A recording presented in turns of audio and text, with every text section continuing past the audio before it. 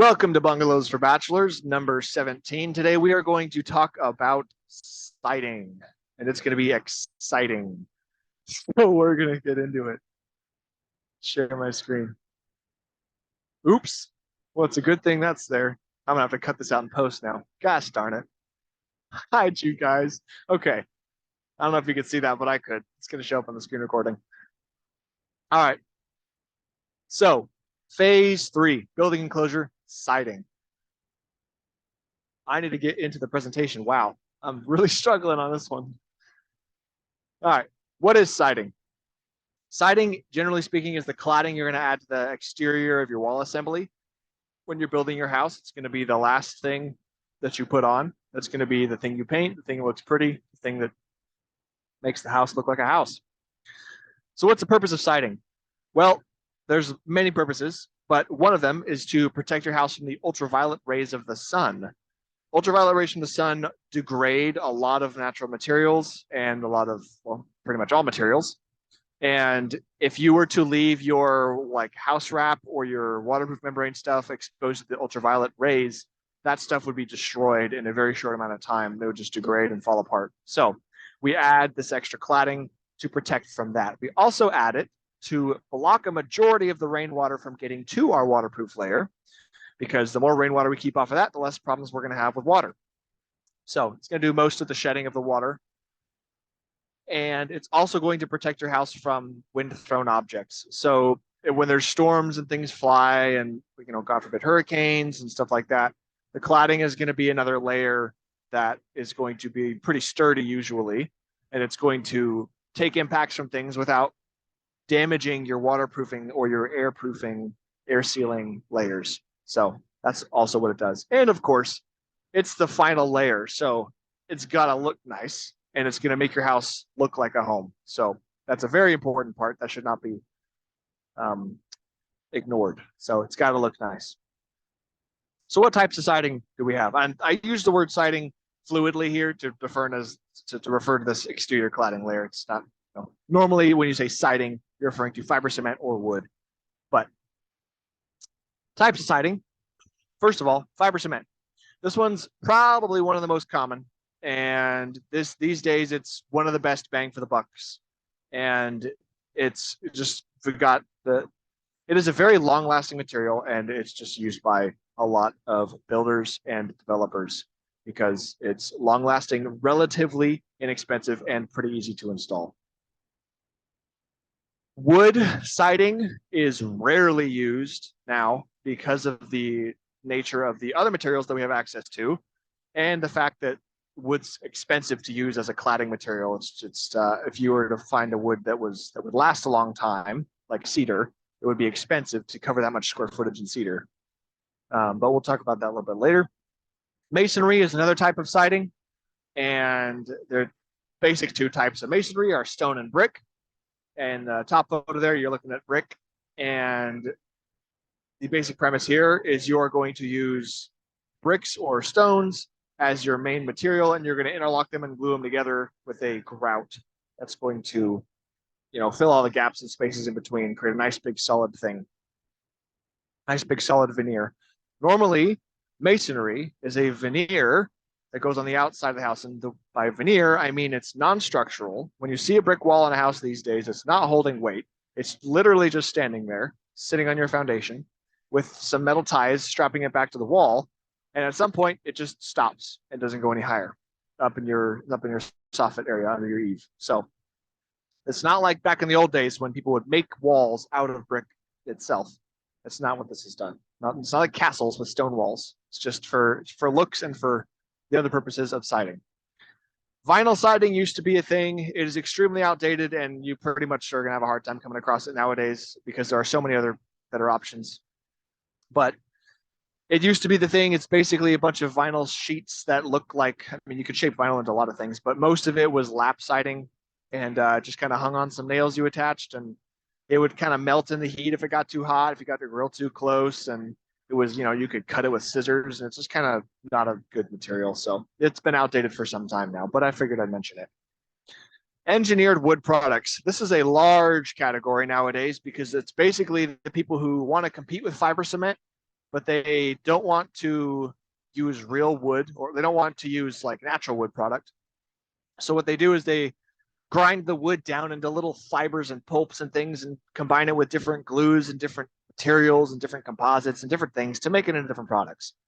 So there are, you can usually save some money if you use an engineered wood lap siding or, full panel or things like that. But it is essentially like a pulp or paper based product. So it's not going to be the same. It's not going to perform the same as a cement and fiberglass based product that is effectively not affected by water.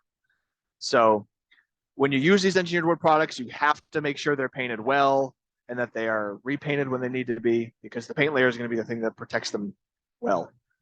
And there's corrugated metal panels. These are not used often. Of course, you can see metal exteriors on barn dominiums and things like that, but the corrugated metal panels are just threw them in here because it is an option. It can be a stylistic element if you like.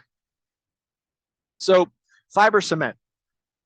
Top right photo is showing fiber cement used on a modern apartment building, and that is exactly it. It is used on apartment buildings because it's the best balance between, bang for the buck. You're going to have developers and investors who want long-lasting buildings with good siding, but it's still cheap enough that they can afford to make good money. So that's why it's a good choice. It competes with the engineered wood product for the market majority. Those are kind of back and forth between that. I mean, the engineered wood can beat them on price, but not longevity. So that's what it's competing with. And you can purchase it either pre-primed or pre-painted. The pre-painted version basically gets you a longer rating on how long you can go before it's painted again, because that paint is baked on to the fiber cement sheets at the factory. So it comes it comes stacked with like a bunch of plastic sheets on it, and as you install it, you pull that plastic off, and it lasts a long time. It's really nice, and it's very consistent. It's not like your painter is going to miss a spot or something like that. Fiber cement's also nice because it does have a low expansion coefficient. So a lot of siding products had problems like vinyl with expansion from heat. So they are always hung loosely by nails in the slots they had. But fiber cement does not really expand with heat. It's pretty stable. Wood, well, the benefits of wood are that it can look really cool, right? You can do like shingles, you could do with it, you could do lap, you could do whatever shape you can cut the wood out of, you can make it into. And the color and the style is going to be pretty much unmatchable by other like manufactured products, because wood's just a natural material. It can be stained, it can look really cool. But a big drawback is that it is probably quite expensive, and it is very high maintenance because you have to maintain that protection from the ultraviolet rays of the sun. Masonry, brick and stone fall into this category. So longest lasting, assuming no foundation movement. What I mean here is brick and stone, basically, I mean, the sun might fade them. I mean, moss and mold, if it's in the shade, might grow on them, but it's not going to deteriorate the material. Masonry and stone and brick are all like, they're just, nothing can basically break them unless they're being broken. And now foundation movement is a problem, because what can sometimes happen is if your foundation bends, the masonry wall you've built is extremely brittle. So what's going to happen is you're going to get a crack that's going to form in a zigzag up your wall. And it's basically going to create a gap. And you got to continuously fill that gap with caulk and various things, or repoint the mortar and redo the mortar every time you want to fix it. And it's basically a pain in the butt. And you just don't want foundation movement when you got brick and stone like that. It does not look good. It also has excellent thermal mass management properties. So when you got a brick wall around your house and it's really hot, that brick wall is going to absorb that heat instead of your house absorbing that heat, and it's going to cool down overnight. So it's basically going to be a little bit more thermally efficient for your wall. And it does have a air gap behind it because it is built on, usually the brick lug that brick sits on, or stone, is about 5.5 inches wide, and the brick's on the edge of it. So you have like an inch or so gap behind it between your house and your brick. And what that gap allows for is airflow. And the more airflow you get, the more it's going to keep that heat out. So if the bricks do get hot, the hot air is going to, be expressed from the backside of the brick towards the house, but because there's a venting system going on there, that hot air can be brought up out of the brick wall. Not as big of a deal. The exception to that is if you're going to use thin brick and thin stone. The basic difference here is that you are going to apply those straight to the wall, or at least straight to possibly some kind of mesh or air gap substrate. But it applies like a tile. You're going to put mortar on the wall. You're going to put the thin bricks and thin stones on that into that mortar. It's just not going to sit on itself.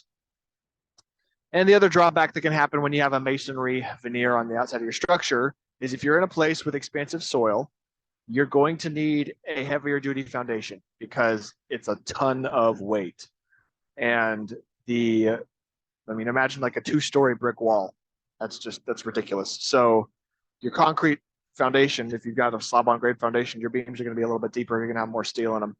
So you're going to pay a little more money for that in order to adjust for that, because those concrete beams are going to have to hold that up if the soil shifts. And engineered wood. So this is usually styled similarly to fiber cement. It's, they're trying to compete for the same types of siding, and it's lower cost, less weight, and less longevity. So, it depends on the project. If you don't really care what it looks like, you don't care how long it lasts, you just throw this stuff on there and boom, you're good to go. But, keep it painted like anything else and it'll probably last a while. And of course, the corrugated metal panels. So this is fairly uncommon in residential use because it's just not something people normally see. So people don't normally aim for it. So there's that. Now it is quite long lasting. Keep a good paint layer on it, and that it will work until the screw seals dry up, because most of the time wall panels are installed. They're not standing seam. They're installed with screws, and those screws have to go through the sheeting, and they got a little rubber washer on them. So once that rubber washer dries up, you might have some leaking problems. So that wouldn't be ideal. And they are unique because pretty much nobody does it. So those are sort of benefits, but not a common thing, but it is a possibility. If you would like to learn more, you can watch the YouTube Spec House series, episodes 81, 82, and 86 by Essential Craftsman. That's where he installs the James Hardy siding on his Spec House. And you could watch the YouTube video, Let's Talk Siding, comparing pros and cons of most common siding types by the Perkins Builder Brothers. Their show is great. In general, you should watch them for lots of stuff they do. They have lots of good building content. And you should watch YouTube video, Will It Burn? Fiber Cement versus the Rest, Siding Comparison by Matt Reisinger.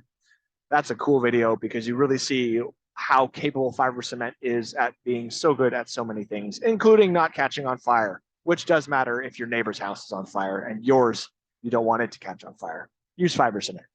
So that will end BFB number 17. Thank you for watching.